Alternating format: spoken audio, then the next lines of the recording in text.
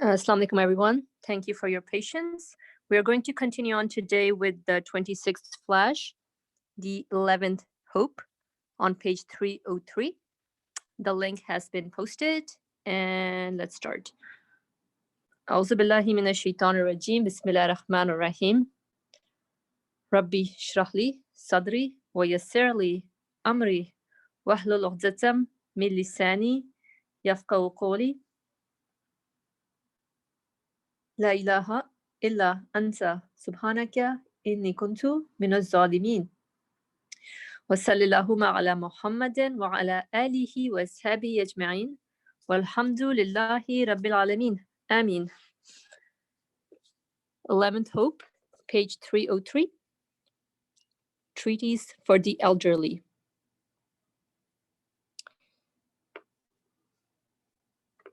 After my return from captivity, I was living together with my nephew Abdurrahman in a villa on the hill at Shamilka in Istanbul. Abdurrahman was the son of Bediüzzaman's elder brother, Abdullah. He was born in Nurs in 1903 and was Bediüzzaman's spiritual son, student, and assistant. He joined his uncle in Istanbul after the First World War and published a short biography of him at that time. He died in Ankara in 1928, where he is buried. From the point of view of worldly life, my situation could have been thought to be the most fortunate for people like us.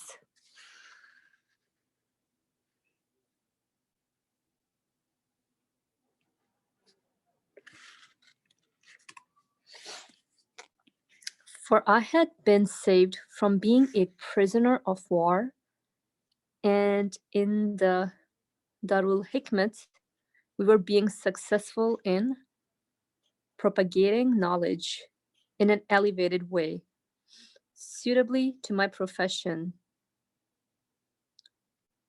the learned profession. The honor and esteem afforded me were far greater than my due.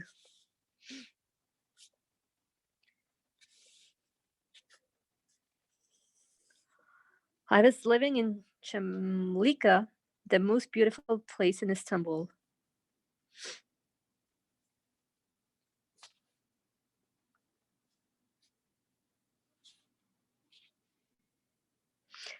Everything was perfect for me.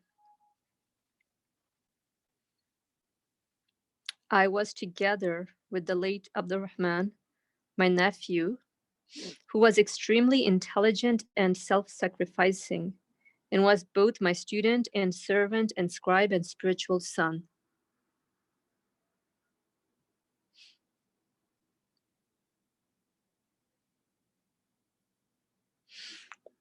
But then, knowing myself to be fortunate than anyone else in the world, I looked in the mirror and I saw gray hairs in my hair and beard.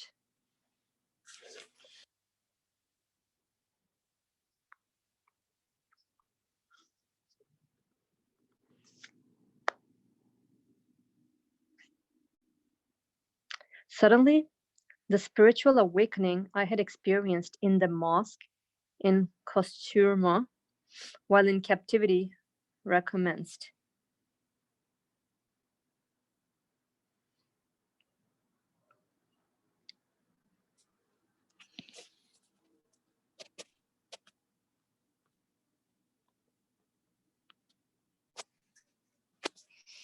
I began to study the circumstances and causes to which I felt genuine attachment and which I supposed were the source of happiness in this world.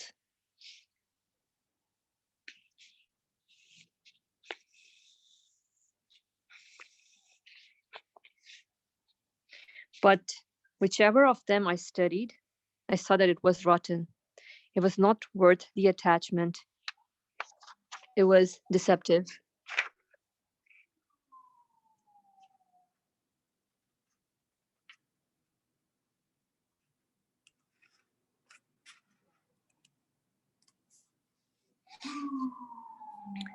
Around that time, I suffered an unexpected and unimaginable act of disloyalty and unfaithfulness at the hands of a friend whom I had supposed to be most loyal. I felt disgust at the world. I said to myself, have I been altogether deceived? I see that many people look with envy at our situation, which in reality should be pitied. Are all these people crazy? Or is it me that has gone crazy so that I see all these worldly people as such?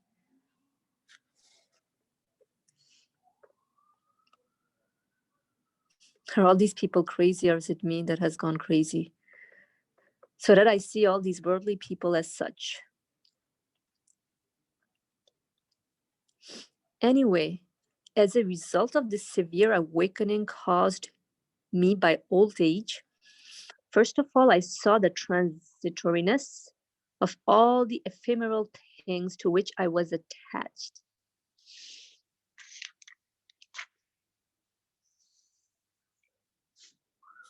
Then I looked at myself and I saw myself to be utterly impotent. So then my spirit declared, which desires immortality and was infatuated with ephemeral beings, imagining them to be immortal. Since I am transient being with regard to my body, what good can come of these ephemeral things? Since I am a transient being with regard to my body, what good can come of these ephemeral things? Since I'm powerless, what can I await from these powerless things? What I need is one who is eternal and enduring, one who is pre-eternal and all-powerful, who will provide a remedy for my ills. And I begin to search.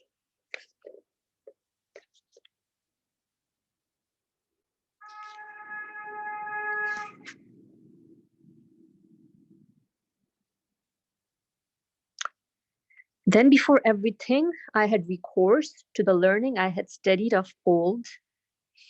I began to search for a consolation, a hope.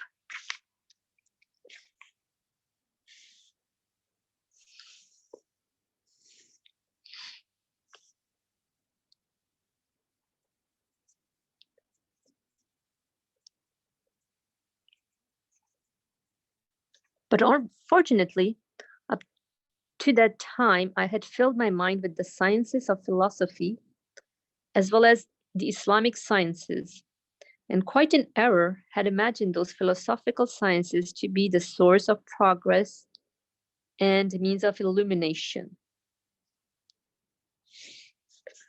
However, those philosophical matters had greatly dirtied my spirit and been an obstacle to my spiritual development.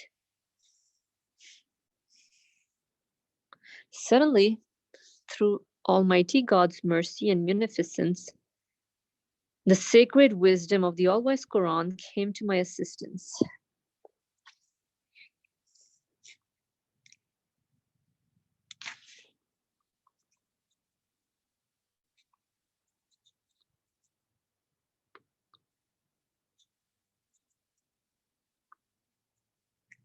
As is explained in many parts of the risale-i, it washed away and cleansed the dirt of those philosophical matters.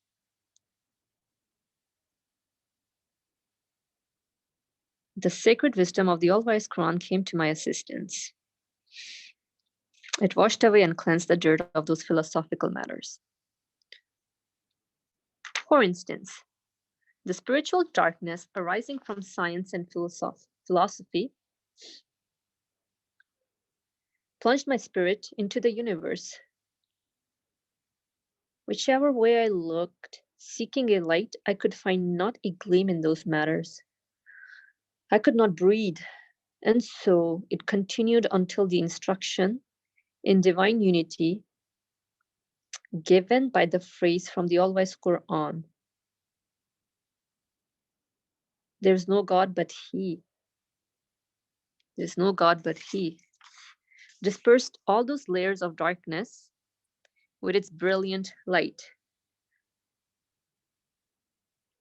and I could breathe with ease.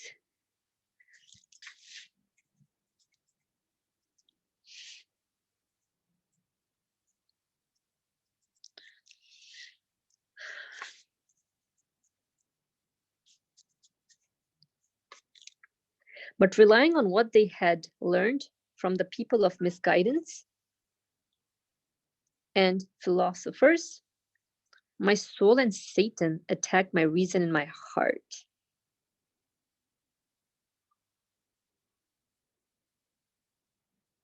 All thanks be to God.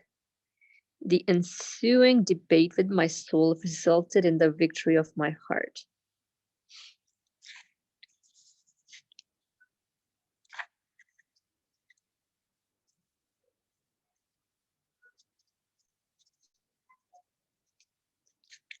Those exchanges have been described in part in many parts of the risale-i. So deeming them to be sufficient, here I shall explain only one proof out of thousands, in order to show 1,000th part of that victory of the heart. In this way, it may also cleanse the spirits of certain elderly people, which have been dirtied in their youth, and their hearts sickened and souls spoiled by matters which, though called Western philosophy or the sciences of civilization, are in part misguidance and in part trivia.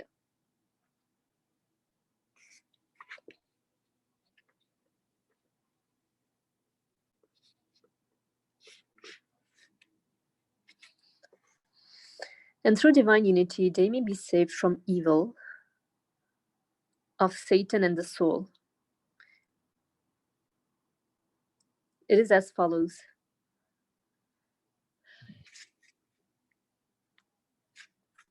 My soul said in the name of science and philosophy, according to the nature of things, the beings in the universe intervene in other beings. Everything looks to a cause. The fruit has to be sought from the tree and seed from the soil. So, what does it mean to seek the tiniest and least insignificant thing from God and to beseech Him for it?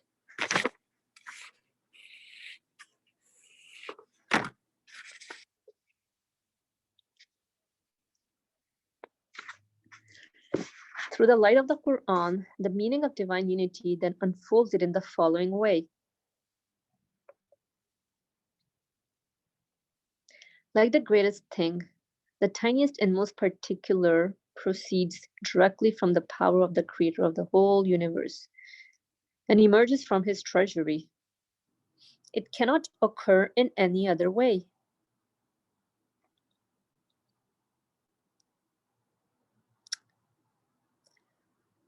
As for causes, they are merely a veil.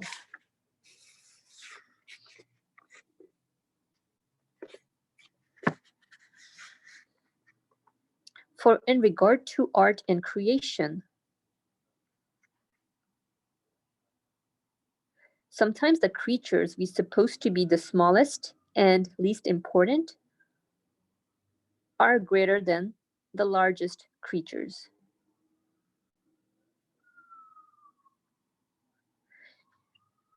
Even if a fly is not of greater art than a chicken, it is not of lesser art, in which case no difference should be made between great and small.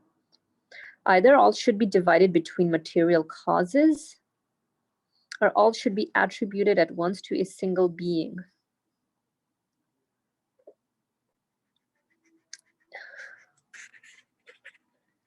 And just as the former is impossible, the latter is necessary and imperative.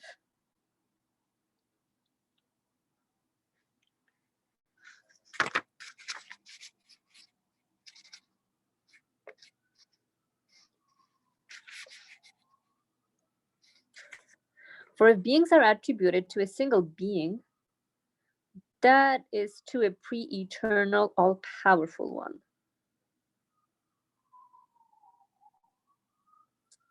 since his knowledge, the existence of which is certain by reason of the order and wisdom in all beings, encompasses everything.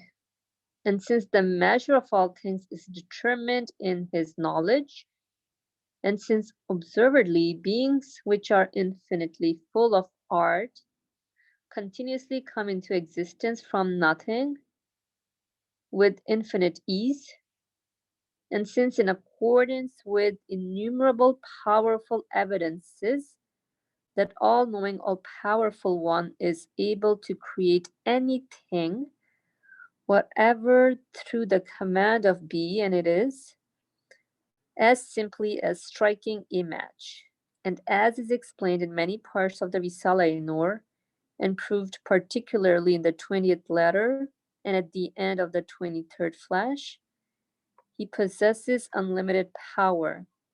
Since this is the case, the extraordinary ease and facility which we observe arises from that all-encompassing knowledge and vast power.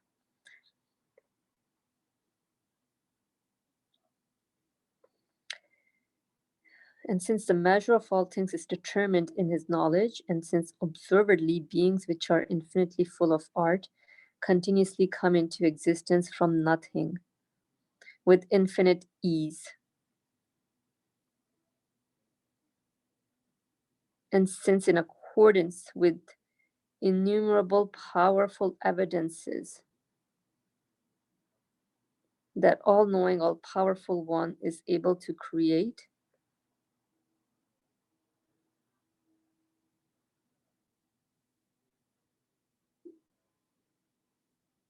anything, whatever, through the command of be, and it is, as simply as striking a match.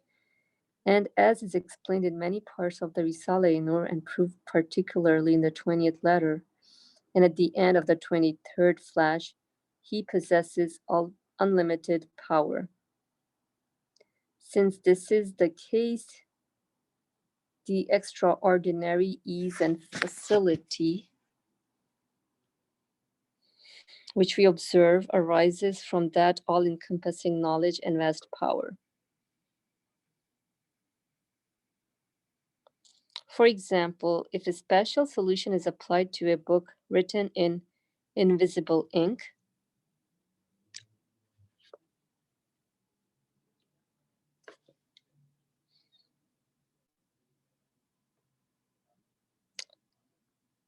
that huge book suddenly demonstrates its existence visibly and makes itself read.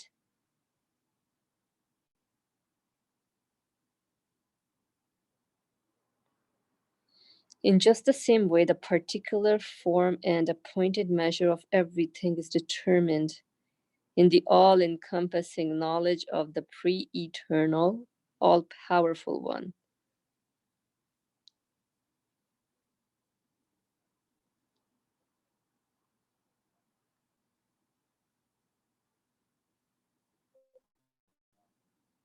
Through the command of be, and it is, and with that limitless power of his and penetrating will, like spreading the solution on the writing. The absolutely all-powerful one applies a manifestation of his power to the being which exists as knowledge, and with utter ease and facility gives it external existence. He displays and makes read the embroideries of his wisdom.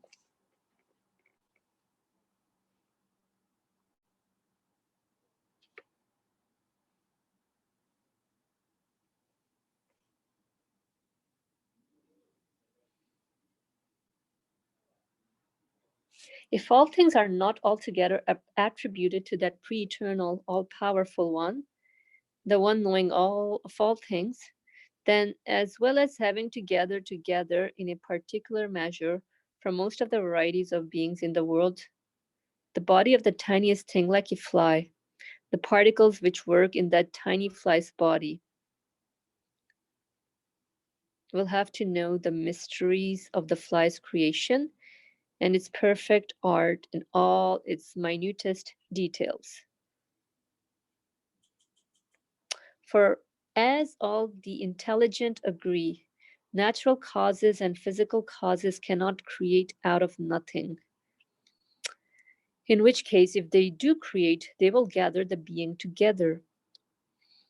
And since they will gather it together, whatever animate being it is, there are within it samples of most of the elements and most of the varieties of beings. For living creatures are quite simply like a seed, or essence of the universe. It will, of course, be necessary for them to gather together a seed from the whole tree and an animate being from the whole face of the earth, sifting them through a fine sieve and measuring them with the most sensitive balance. And since natural causes are ignorant and lifeless and have no knowledge with which to determine a plan, index, model, or program, according to which they can smelt and pour the particles which enter the immaterial mold of the being in question, so they do not disperse and spoil its order, it is clear how far it is from possibility and reason to suppose that, without mold or measure, they can make the particles of the elements, which flow like floods, remain one on the other in the form of an orderly mass without dispersing. For everything has a single form and measure amid possibilities without calculation or count. For sure, everyone who does not suffer from blindness in his heart will see. Yes, in consequence of this truth, according to the meaning of the verse,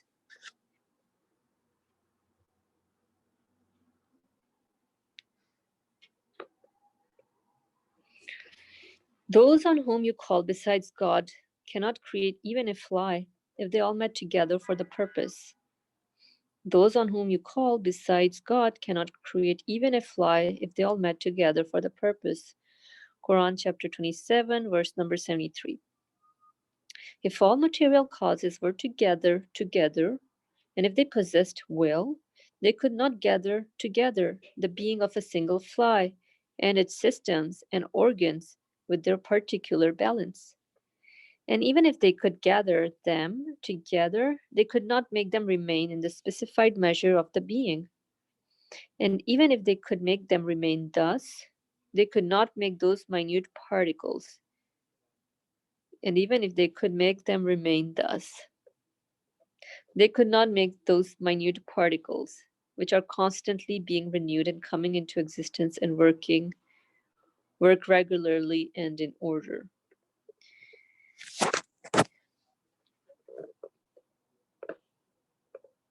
In which case, self-evidently, causes cannot claim ownership of things.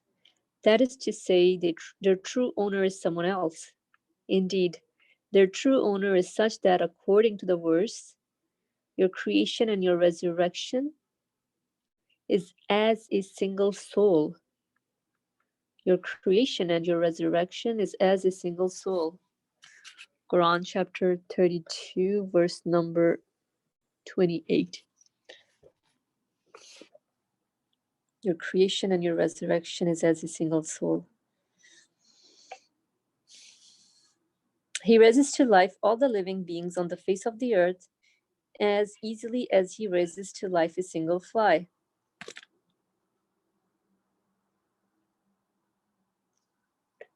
He creates the spring as easily as he creates a single flower.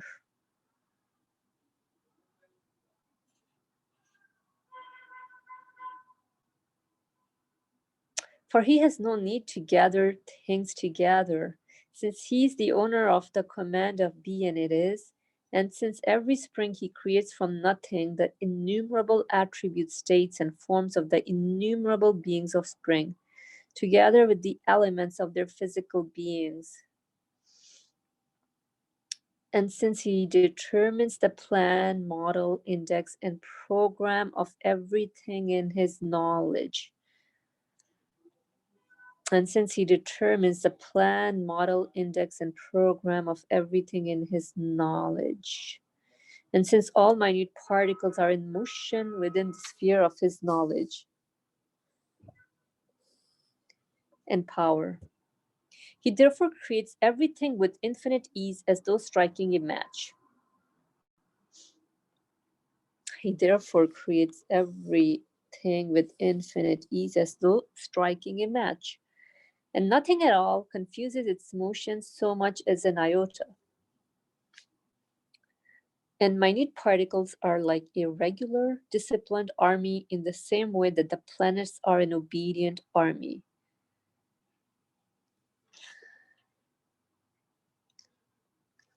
Since they are in motion, relying on that pre-eternal power and function in accordance with the principles of that pre-eternal knowledge,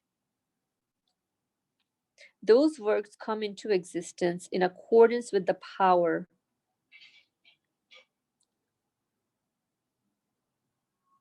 They therefore cannot be deemed insignificant by considering their unimportant individualities.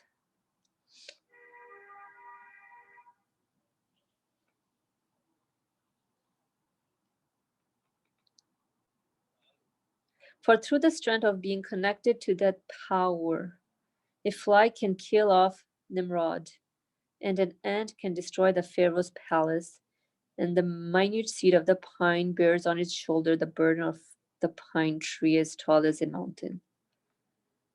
We have proved this truth in numerous places in the risale-i, just as through his enlistment in the army and being connected to the king, an ordinary soldier can take another king prisoner, exceeding his own capacity 100,000 times.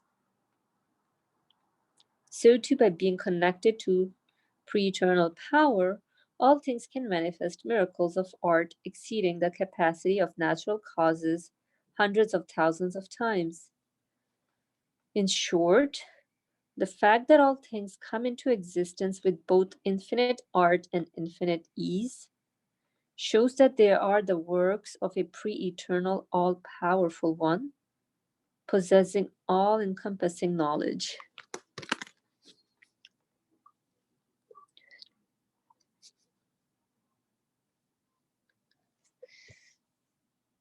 Otherwise, let alone coming into existence with 100,000 difficulties, leaving the bounds of possibility and entering those of impossibility, nothing could even come into existence. Indeed, their coming into existence would be impossible and precluded. Thus, through this most subtle, powerful, profound, and clear proof, my soul, which had been a temporary student of Satan and the spokesman for the people of misguidance and the philosophers, was silenced, and all praise be to God, came to believe completely. It said,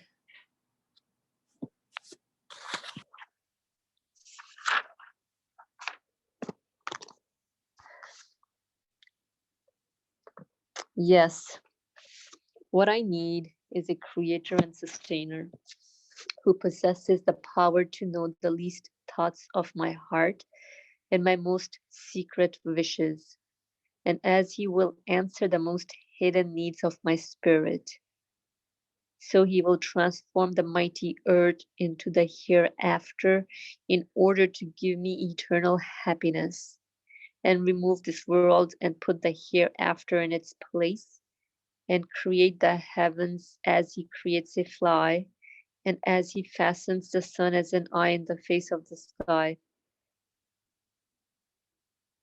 so he can situate a particle in the pupil of my eye.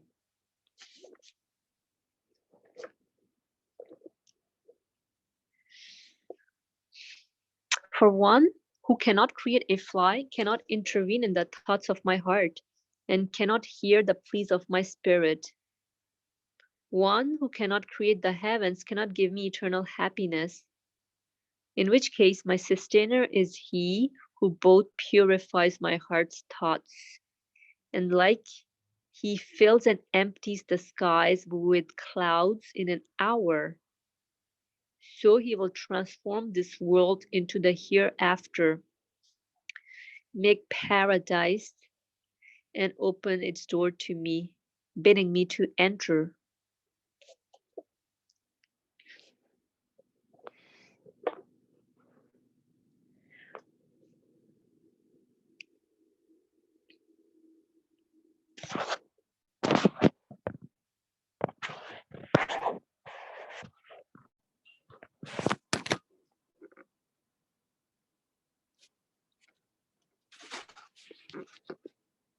My elderly brothers and sisters, who, as a result of misfortune, like my soul, have spent part of their lives on lightless Western materialist philosophy and science, understand from the sacred decree of there is no God but He, perpetually uttered by the tongue of the Quran, just how powerful, true, unshakable, undamageable, unchanging, and sacred a pillar of belief it is, and how it disperses all spiritual darkness and cures all spiritual wounds. I included this long story among the doors of hope of my old age, as though involuntarily.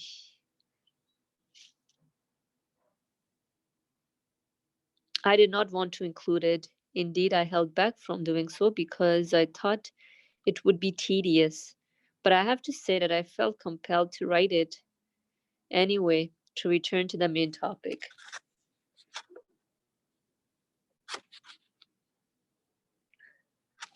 In consequence of gray hairs appearing in my hair and beard, and of a loyal friend's unfaithfulness, I felt a disgust at the pleasures of Istanbul's worldly life, which was so glittering and superficially agreeable and gilded.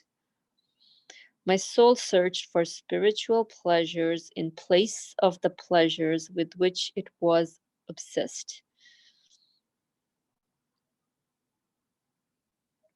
My soul searched for spiritual pleasure in place of the pleasures with which it was obsessed. I, it wanted a light, a solace in this old age, which in the view of the heedless is cold, burdensome, and disagreeable. And all praise be to God and 100,000 thanks, just as I found true, lasting, and sweet pleasures of belief in there's no God but He, and in the light of divine unity, in place of all those false, disagreeable, fleeting, worldly pleasures. So, through the light of divine unity, I saw old age, which in the view of the heedless is cold and burdensome, to be most light and warm and luminous.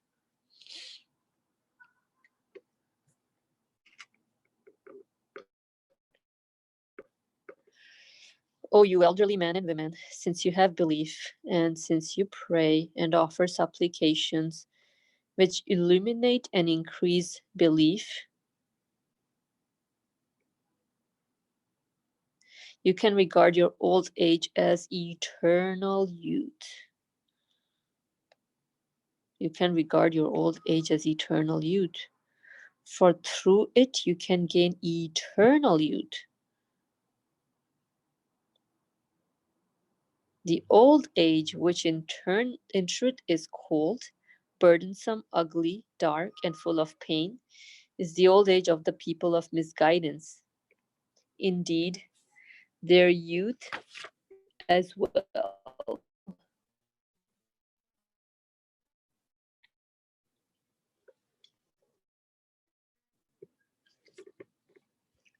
It is they who should weep with sighs and regrets, while you respected, believing elderly people should joyfully offer thanks, saying, all praise and thanks be to God for every situation.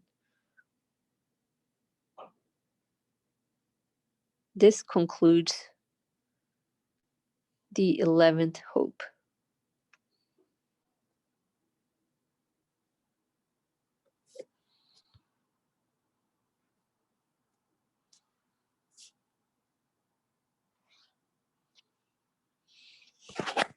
All right, so this was a long reflections from the author. Like the starting really, we can all resonate with it. And in the middle, he went on kind of with a reasoning process in terms of how we observe things, and then again, finally concluding what the reality of this universe actually is. So just wondering if there's anyone who wants to start the discussion. If you want to share any of your impressions or any comment you have, or just a question, or just like an immediate takeaway, go for it. Raise your hand. Go for it, please.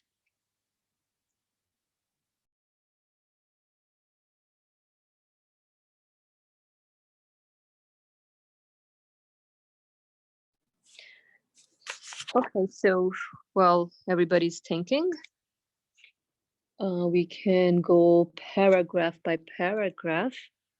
And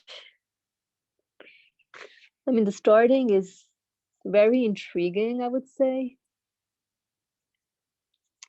It's really captivating the reader, the way the author is presenting his little story. It totally makes sense with what we experience in the universe. So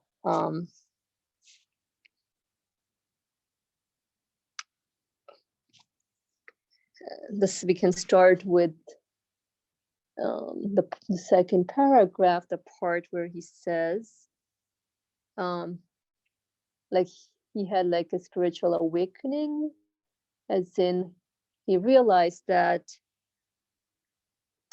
this part Hamim is highlighting, I began to study the circumstances and causes to which I felt genuine attachment and which I suppose were the source of happiness in this world. I think this is a powerful statement. It's something that we all experience. It's very experiential, and moment by moment, we do experience this when we closely examine our human nature. We realize that things that we deemed to be satisfying us is just a veil. It's just presenting me with what actually lies behind the veil. I know it's very abstract, but just wanted to open up the discussion so we can perhaps start from this part where how the transitory nature of things makes me realize that nothing is lasting here, and that my human side, my human expectation is in need of an eternal source of satisfaction. Let's take a pause. Would anyone want to share out their thoughts on this or anything else you want to express out yourself with? Go for it.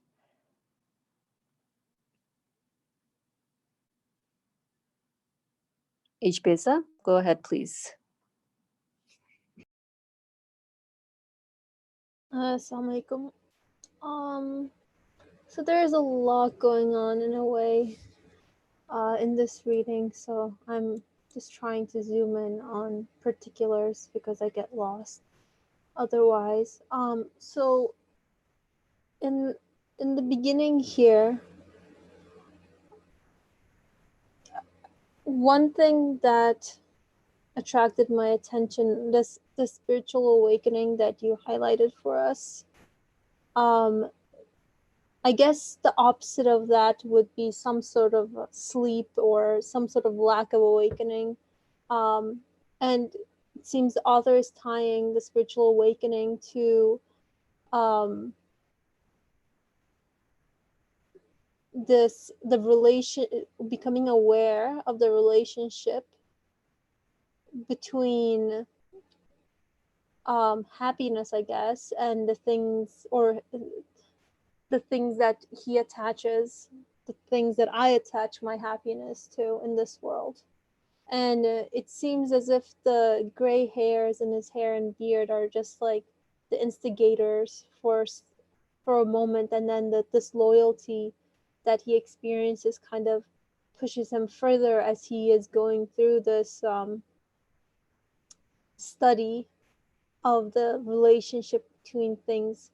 But it's not a study in the sense that it's external, because like, if anything, it's very clear to me that, you know, as I read this, it's something that it's very accessible to me, something that I can experience for myself, in the sense that whatever it is that I find myself in my actions or my thoughts um, chasing after or attaching some sort of inherent value of happiness to um, within the world itself. And when I find myself in such a situation, inevitably, that which I've attached a sense of happiness to then um, becomes a disloyal enemy in a way. It becomes an enemy. It seems like a friend to me, but then it, it backstabs me, or stabs me in the back, and then I find myself in this situation where like this idea that had formed in my mind kind of shatters. And then one other note I'll say before I let this go was moving through this thought process or experiential thing that he's talking about here, especially in the third paragraph. It reminded me about what we were discussing this morning, actually, about, you know, belief, like my journey into belief starting with reasoning, right? And checking with my feelings at the end. So he says at the end of the third paragraph, since I am a transient being with regard to my body, what good can come off these ephemeral things? Since I am powerless, what can I await from the powerless things? What I need is one who is eternal, enduring, one who is pre-eternal and all-powerful, who will provide a remedy for my ills. And I began to search. So I think that kind of really ties in nicely, because like being face to face with the ephemeral nature of things, being a victim in a way, if you want to word it that way, of this relationship that I thought that I had with something which I thought would be a loyal friend, which I thought would provide me with this happiness that I thought I would always get from it. Then I say, then where, like, what can I really, what are my expectations from these things that are actually powerless? And then who can be the remedy for such a wound? And then the search begins, and that's where I guess reasoning takes a more active role. and not just the human being as a whole, not individual sections. But those are just some thoughts that I wanted to share for now. Thank you. Thank you, H. Pizza. Beautiful comments, and you're right. Everything basically walks us through the whole human journey. So everything is a friend at first, but then once I realized that, hey, guess what? This is not the source of my pleasure. So let's take an apple, for example. I just had the apple, delicious, tasty, and so on, but it vanished, and like even moment by moment, everything is going, passing. And so I realized, okay, I was friend with the apple, but now it's gone. So then there's like this relationship. Okay, so you do not satisfy me. So but then through the interaction, we connect everything to my need for a one, my need for a one that should satisfy me, that there must be a one that must satisfy my need. So that's how I feel the human journey takes place here. Anyone else wants to make a comment or say something?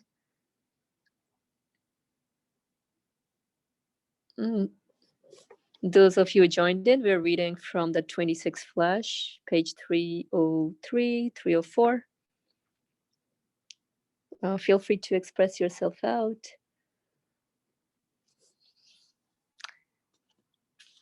Ali Murmur, go ahead, please. When you said, go say something, I felt comfortable. I can say something. So I think this is a beautiful real life experience the author is sharing from his real life experience with us. Of course, this real life experience cannot be understood at a theoretical level. So when he says, for example, the science and the philosophy of science and the scientific knowledge are not really helpful for me. It means scientific knowledge means trying to understand how the material side of this world works. And philosophy, trying to tie the connection between cause and effect and making a reasoning about it. If I do this, the result will be this. This kind of matters are discussed here. We should not confuse that this is a theoretical argument. It's a practical argument. For example, what attracted my attention since you asked us to say something, for example, I felt genuine attachment cannot be the source of happiness in this world. Genuine attachment, for example.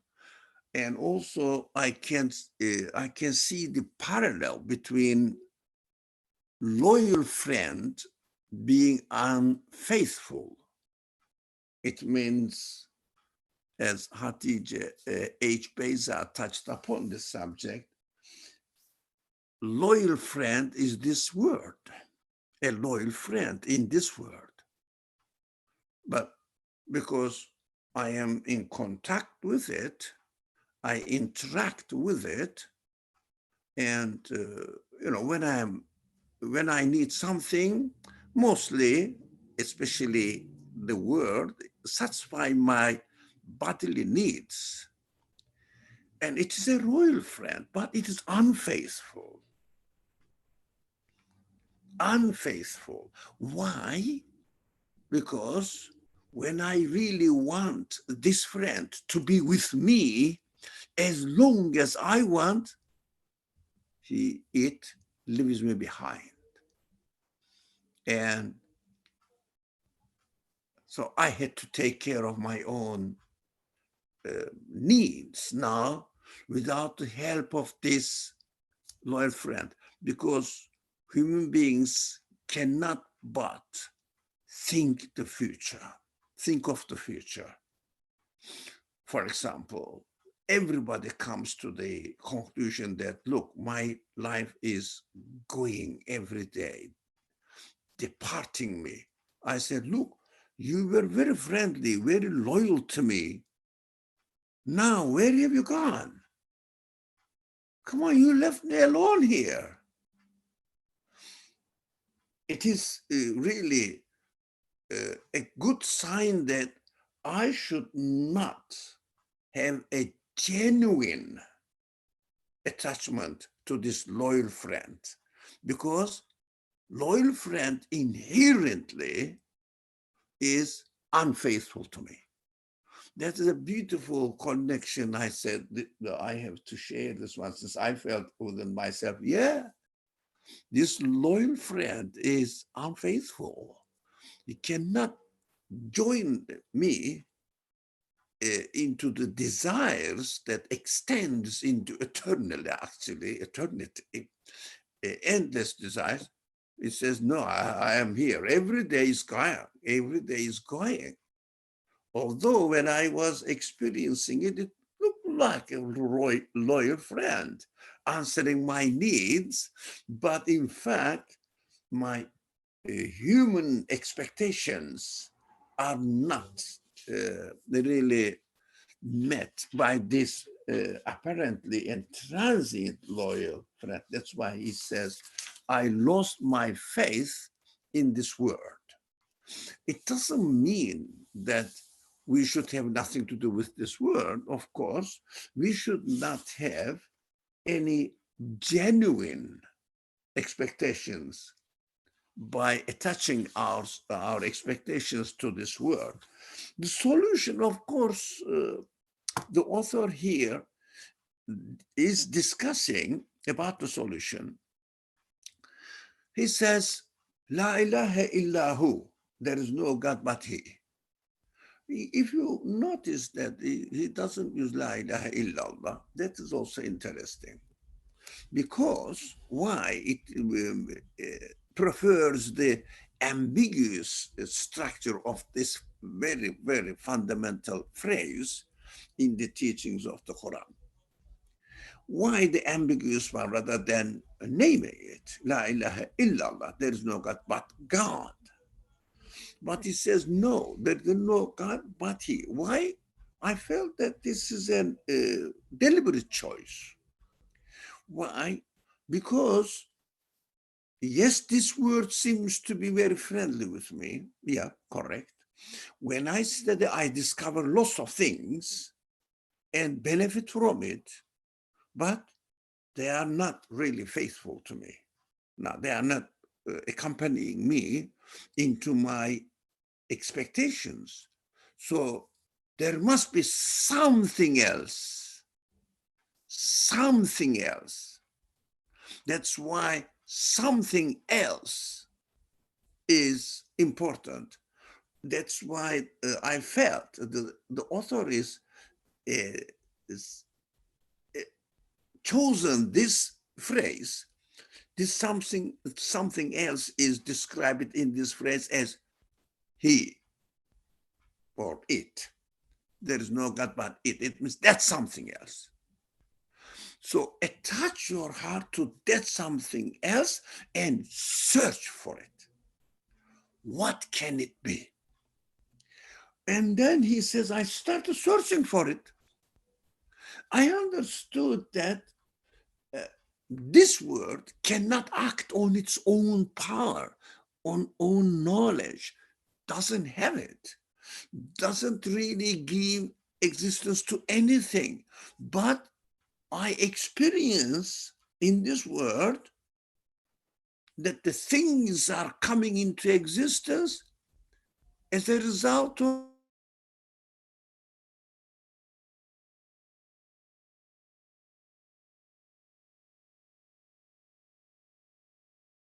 We don't hear you, Ali Marmar.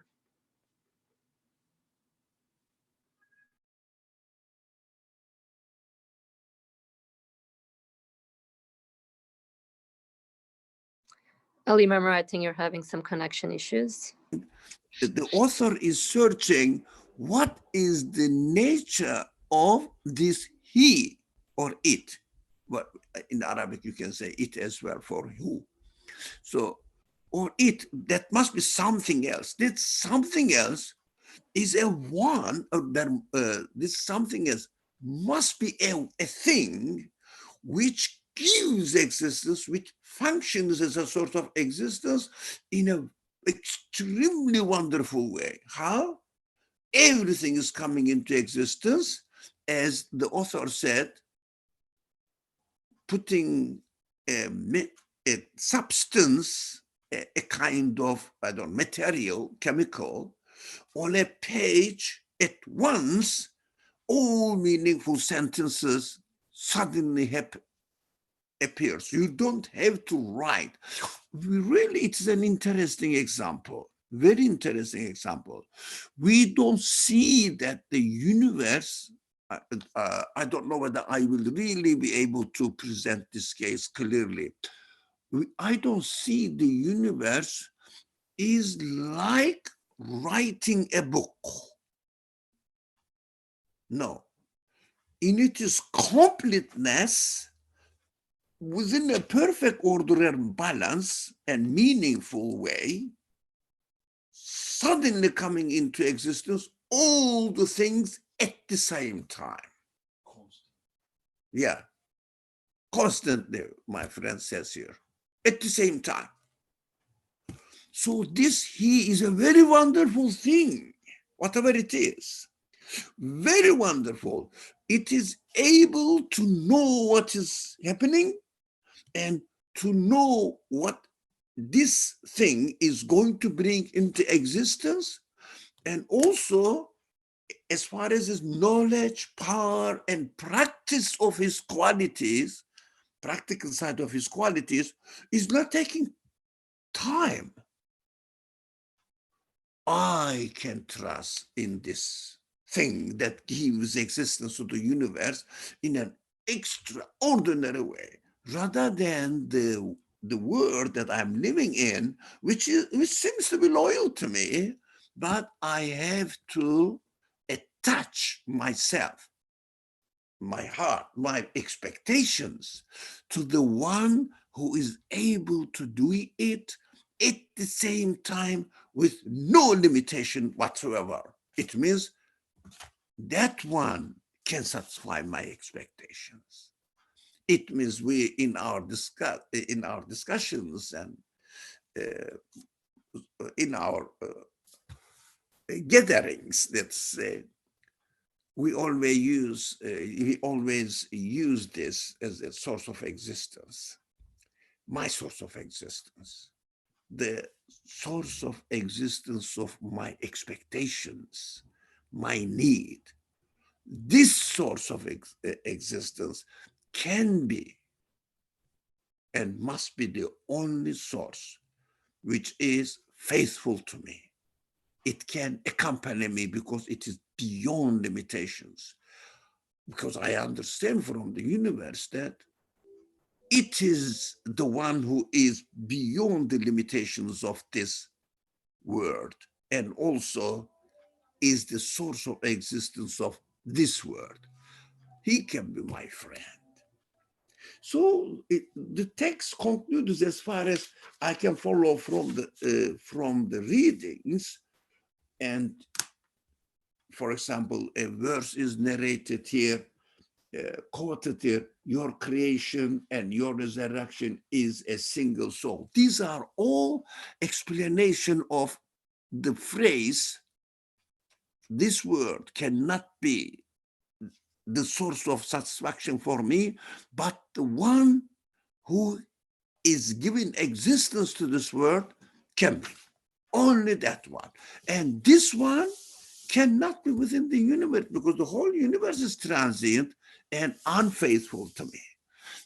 But the things are coming into existence in such a way that the coming into existence of everything is just a single being, like just a single being, as if doing one action, but what comes out of it?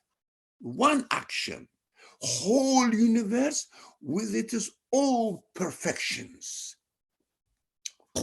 Seems to be very complicated, very sophisticated, actually complicated has a negative connotations, but very sophisticated, but perfectly arranged. At the same time, it describes the nature of the source of this world. Nature of it. It means its nature cannot be likened to anything of this world, but only nothing to do with this world, infinite. So only infinite can come to my aid of happiness or aid of expectation of happiness. It can satisfy me, nothing else. So attach my heart, my expectations to it. Search for it, understand it deeper and deeper as much as we can. Try to understand it. How? Understand his reality, its reality. How? By investigating the action he is presenting in front of us, to make sure that he is an infinite being, to make sure, if it is, of course. So keep telling all of our feelings, each one of them, look, what do you expect? To be loved. He can do. Can it? What do you expect to be taken care of? This source of existence can do it. Can it? What do you expect to be satisfied with your all expectations, or whatever it is? Whatever you expect, to be happy, to be with your friends, and always enjoy your existence, never suffer from anything. Who can do it? None of the parts of this universe can. But the universe reflects, manifests the quality of its source of existence, can do it. So the author says, look, then I really grasp this phrase, La ilaha illahu. There is no source of happiness, no source, nothing can be loyal to me, real in the real sense, faithful loyalty, but the one who created me with this need. It is calling me, inviting me, come and find me out. So we have to make search for it. Of course, we can make search only within this universe. We cannot make search anywhere else. In this universe, whatever is available for us. That is my very brief, long reading, but very brief conclusion and key points that I marked while I was following the reading. Thank you.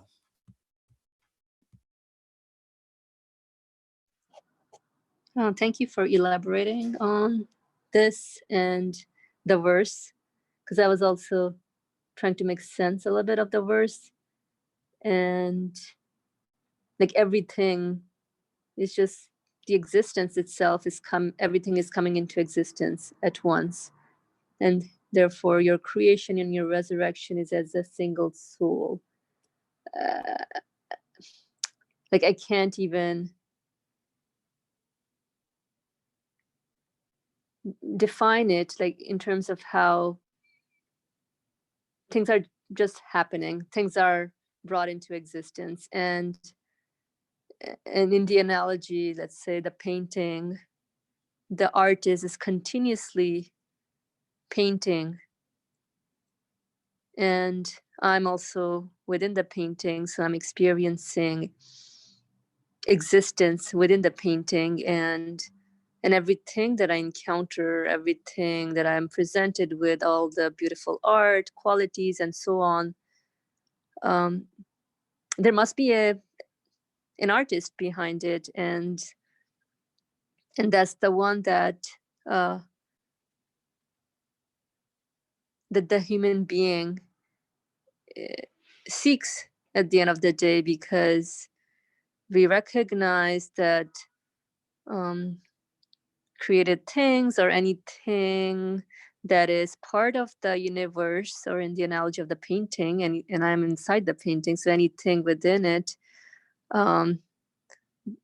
is, they themselves are in need to be given existence. And so, but I have a need to be loved eternally, and I realize and recognize that transient objects cannot satisfy my needs, but I have this need. And so if I am given this need, so there must be a one that must satisfy this need of eternal happiness and eternal satisfaction in my existence.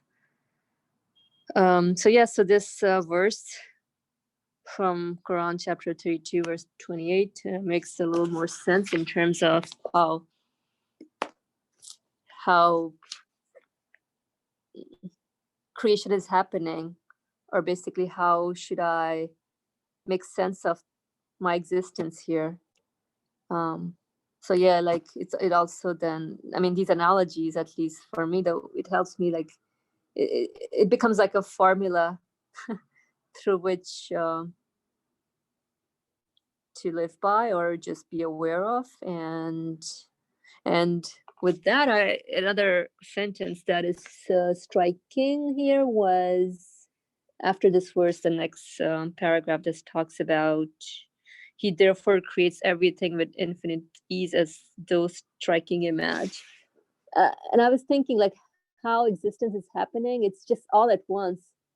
Yeah, it's amazing. And I just was thinking of, like, if a bucket of water is spilled on the ground, then how it just disperses everywhere. That's how existence is happening.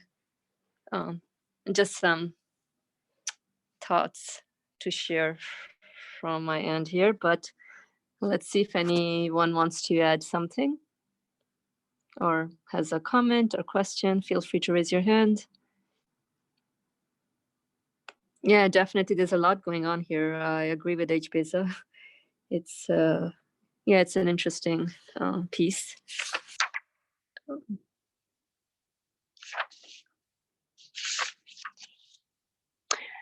Okay, so while people are thinking, I'll just go back a little bit to, if there's anyone who wants to say anything, please go ahead, raise your hand. But page 304, well, yeah, this part that says 1, 2, in the third paragraph, again, within his image journey, when he's looking for a solution to his human problems about seeking an enduring or loyal friend, really something that must not be of the nature of this universe. So what was interesting to me was this part, I began to search for a consolation, a hope. And then he mentions how, like, whatever his understanding were, or like the way perhaps the universe deceived, the way the universe deceived the human being, it's also like it's a journey, it's a progress, it's a development. And he does mention, there was a keyword, spiritual development. I can't, like, just, where is it? Somewhere here it says, yeah, here. And so I don't know, the whole learning process also goes through unlearning things, right? So, oh, this is how I thought it was, but it's not it. Okay, so there must be, you know, another way of comprehending this. And so one has also to constantly keep unlearn their understandings in order to get an enlightened understanding of things, and just wanted to share that part out. Yeah, I mean, feel free again to make a comment, or if you have a question or anything. Miriam, go ahead, please. Okay, so can everybody hear me all right? Yes, we hear you perfectly. Okay, so it seemed like nobody had something to say, so I just decided that I wanted to fill that little gap up by putting in my notes. So like just to put everything together before the discussion ended. If that's fine with you. Of course, go for it, please. Okay. So my first note said, there is no God but he. I think you guys discussed about like why they said he, and you know, you guys pointed that out. My second note was, your journey into belief starts with reasoning. My third note said, you should not be attached to anything in this world. My fourth note said, nothing gives you endless satisfaction except your creator. My fifth note said, never have genuine expectations or attachments from this world. My sixth note said, the world is not like a book. I think Alidada clarified that. It's like because a book takes so much longer to make, and things happen over time. They don't like pop into existence. My seventh note said, this world is not the source of satisfaction for me. And that was it so far.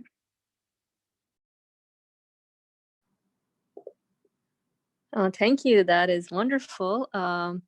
These are really the bullet points from the author sharing his reflections here.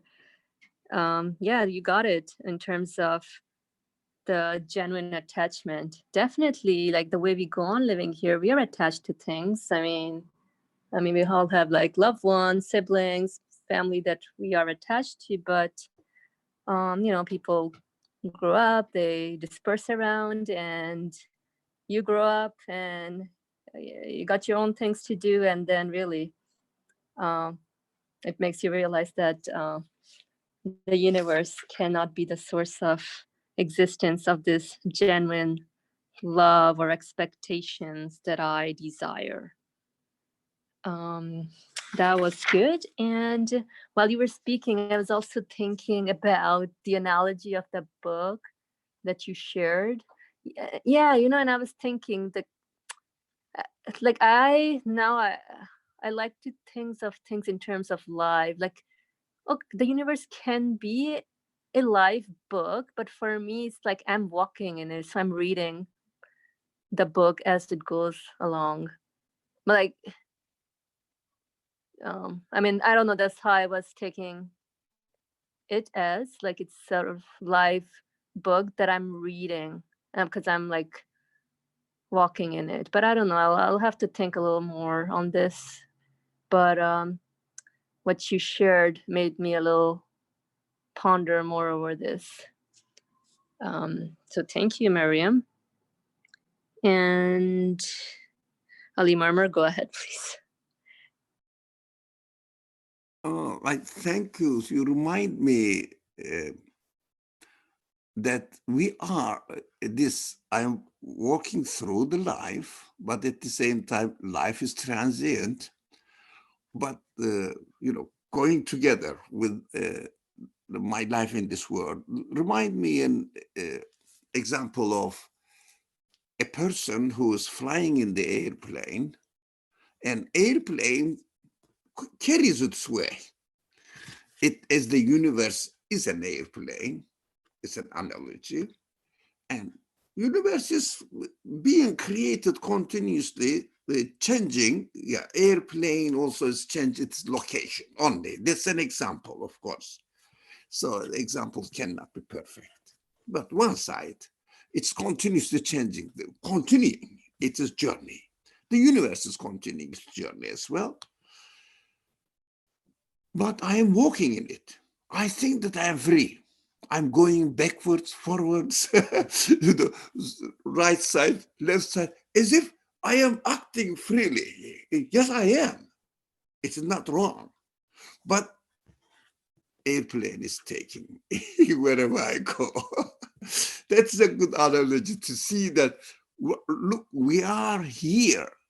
Whatever we do, whatever we expect that this will make me happy, etc. But never forget that this airplane is going regardless of whatever you do here. And at the end, it will land somewhere. You have to get out of it. And you have to take care of your own expectations now.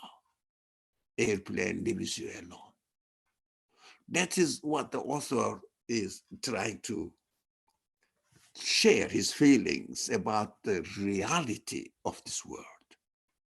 Whatever you have here, for example, you may be given nice food and, you know, anything good expectation. I mean, whatever you expect in this world, the friendly discussion with the people, if they allow you to talk at all, who is sitting next to you, and you may be happy by watching something, reading something, which I usually love reading in the airplane. I don't know how 10 hours passed.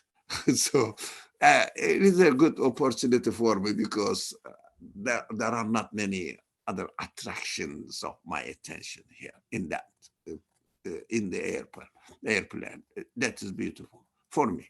Not everybody. Some people get sleeping pills and they sleep all 10 hours all the way. Whatever it is, this real life experience. I also, that is something that we have to know, that this airplane is going to unload us at a point. It is not a loyal, well, it seems to be loyal. You know, I can breathe in it, talk to people, go back and forth, and eat something, drink something, but unfaithful. That's a beautiful description. I really love this statement in this section that we read today. Also, I'm very much amazed with this phrase that the Quran introduced to us. I mentioned about it. There is no God but he or it. I started thinking about it now. As far as I know, among the so-called sacred books, sacred sources, claim to be somehow divinely inspired or spiritually decorated, something like this. The most mention of the Creator, the first, the Quran, the second is the Torah. I remember reading Torah, although not as frequently as in the Quran, the phrase La ilaha illallah. It means there is no divine being, there's no creator, eternal, absolute being within this universe. So the source of existence of this universe is God, naming it. Yes, the Quran uses the same phrase, but much, much frequently. Well, for example, you can find this phrase in Old Testament, maybe 3-4 times, but there is no such. I try to recall my readings, old readings. I don't know, 20-25 years ago, I studied Torah. So I don't remember any phrase like there is no divine being, God, but it or but he. which is so interesting. When you name something, you are done with it. Do you understand this? When you name something, you said you grasped it, you understood it, you reached the conclusion. But if you don't name it, put a title to it, it is important. For me, it is very practical as well. If you say, there is no creator in the universe but Allah or God, you think that you are done with it. You don't need anymore to search for it. For example, to search in order to reach or obtain the satisfaction point for each of your feelings. Because you said God is everything, finish. But when you say it is ambiguous, it is unknown, ghaib. So when you refer it to something which is not named, naming is, there's a phrase in English, I don't remember the name, but naming is owning it, appropriating it, that you know it. I don't know, there's definitely, naming is what? If somebody helps me, there's a phrase. Do you remember that phrase? Naming means owning, finished, I am done. That is the result. But try not to put a name for it in your reflections. There must be something, but not within the universe. What can it be? Or it is really, really mind-blowing reflection. It becomes mind-blowing reflection if you don't name it. Try to that. The source of existence of this universe. Don't name it. What is this? What is that? There must be, but what is it? So try never, you go through never-ending journey to reach that. You understand that you cannot reach it, but you are sure it is there, exists. It exists, but you don't know. So for every opportunity that you are encountering within this universe, you question, is it also the creator of this thing? Is it also the source of satisfaction of this expectations, that expectations? Is it source of the solace? I am looking for my feelings, this feeling, that feeling. Keep searching.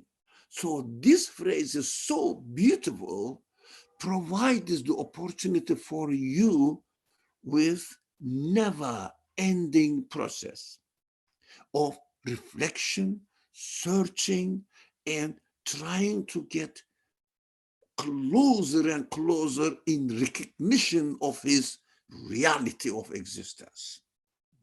That is why in the Quran, this phrase is very frequently used. Fi sabili, working in the way, in the path, in the way, it's a general sense that sabil is any path which takes you to anywhere, anywhere you want. It is not particular word for using Sharia or Tariq but sabil means in the way of. It means this way never reaches the end. Fi sabilillah.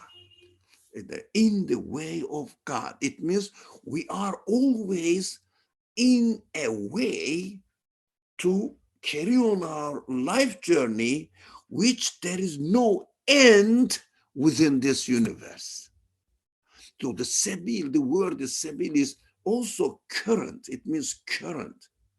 Sabil means continuously running, like a running river. Running faucet is sabil. It's called sabil in Arabic as well, running faucet. So it continues to run. The source never finishes. You cannot get to the end.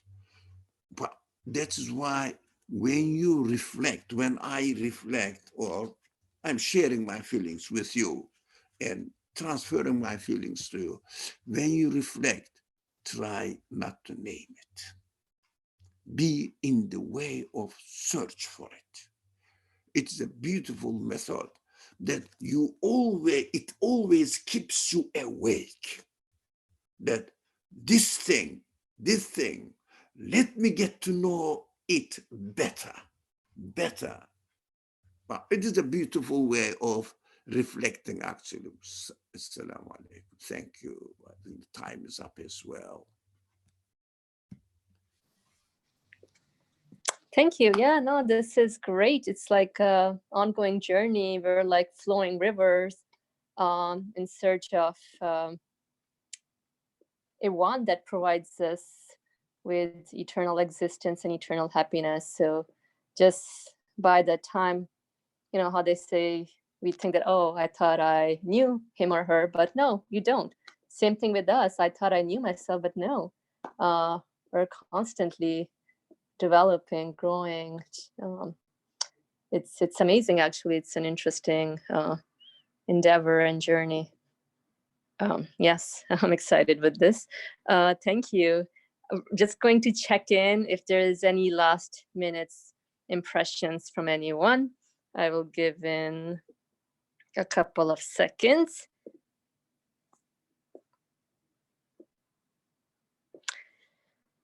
Wonderful. Thank you all for joining in today. Alhamdulillah, very beautiful discussion and comments from everyone. Next week, we will, inshallah, proceed with the 12th hope and see what the author, again, is talking about him moving on in his journey, where he's really much in need of someone loyal and self-sacrificing like him. Before we close, Ali Murmur, I see your hand up. Go ahead, please. I lately noticed what Miriam wrote in the Bible constantly says in the name of Jesus. I know because we are studying this in history, we study a lot of religion in history, all right, but we are not, I have not mentioned even the Bible. I said Torah, Old Testament. There is no God discussed in the New Testament. It is so interesting. This is his life story. That is one thing. Yeah. Thank you. And also I would like to thank Mariam because all the discussion is summarized in 2-3 lines in Mariam's notes. Beautiful. Key points. I really admire. If only I was like Mariam. There is no that ability with me. Thank you. But be careful, not the Bible. Bible doesn't mention about God much. No. Well, I don't remember really it mentions that God, but Jesus, because the Bible is nothing but life story of Jesus written by certain people. That's it. I cannot claim that it is divinely inspired because it doesn't look like a divinely inspired. It is a just biology book, not biography book. This is a biography. And so it is not even worth mentioning it, Mariam. Thank you.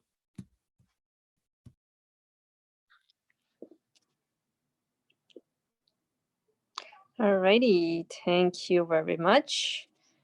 Bismillah ar-Rahman ar-Rahim. Subhanaka la ilma lana illa ma 'allamtana innaka antal alimul hakim. Glory be unto you. We have no knowledge saved except that which you've taught us. Indeed, you are all knowledgeable, all wise.